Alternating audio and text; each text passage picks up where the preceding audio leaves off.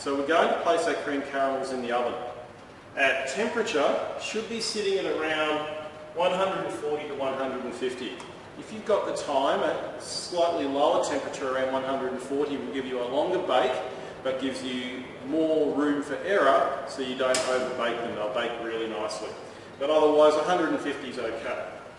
Add top and bottom element, which are bottom and top element here. So we have the bottom. We're going to put them all about around 1 to 2 o'clock, between medium, high. Same for the top element here. It will take at least 40 minutes to bake, so you should be checking them around the 35-40 minutes. Depending on the temperature of your water in your water bath, your mixture in your dariole moulds, and how accurate your oven is, that of course will vary, but you need to keep it in the back of your mind, these are baking in the oven. So we're going to set ourselves a reminder timer at 35 minutes, and we just press the start button and that little light comes on there. We open up our oven, gently placing our cream caramels, remembering that there's water inside this bath, so keep them nice and level and with a steady hand so you don't tip any mixture out or any water in.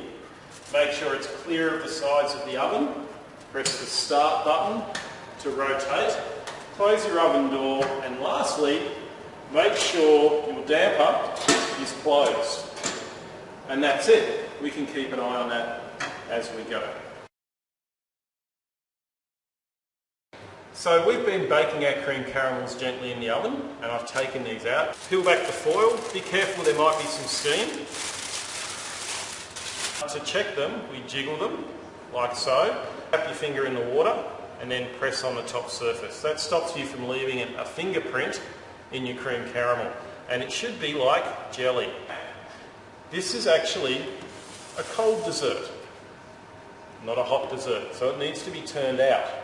If you try and turn them out hot, they will just fall apart. So a good part of planning for a cream caramel is that we make them at least a couple of hours in advance. It's actually better if you make them 24 hours in advance, because then it gives the caramel at the bottom of the dariole mould the best amount of time to break down and create that sauce. So what we need to do now with these, that they're all set, is place them on a tray and place them in the fridge. So we have our cream caramels that we've had in the fridge, so they're nice and firm. And we're going to turn them out onto a plate and just decorate a couple. Take a nice clean plate, take your cream caramel. Now have a look here. You put your finger and you press away from the edge, creating an air pocket. You turn it over, you give it a good shake, give it a bit of a shake, come on, there we go, and out onto the plate like so. Sauce on glaze. I also have over the back some sugar, which I'm just keeping an eye on. I'm just going to run a little bit of sauce on glaze around the outside of the plate like so. Clear caramel sauce from earlier on, so we can run that over the top like so, and then we can just fill out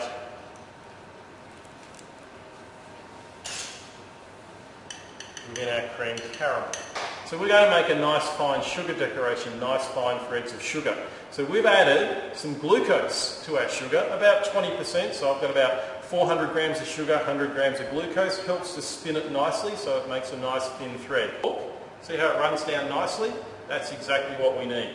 So we take our running sugar and we go backwards and forwards with a flick of the wrist, and very quickly you can see you have to get a nice flick of the wrist. So I don't really move much more than that. Make sure you don't stand behind it unless you really want to wear hot sugar. It's still hot enough to burn you. And also make sure that when there are other people around nearby, that you give them advance warning that you're going to do this. You could actually injure someone. Cut off our end pieces. Take our main piece, arrange it into a nice sheet like this, and then again we might wrap this one around the outside of the cream caramel, so we'll make it a little bit bigger. So we'll just pop him around there like that. So we've got our two types, and I just have a little bit of fruit. On one I'm going to put some nice pieces of cooked fig, that will do. And on the other, I've got some nice seasonal berries. Just make sure you keep the edge of the plate clean. And that's your cream caramel. Easy, yeah. Thank you very much. And good luck.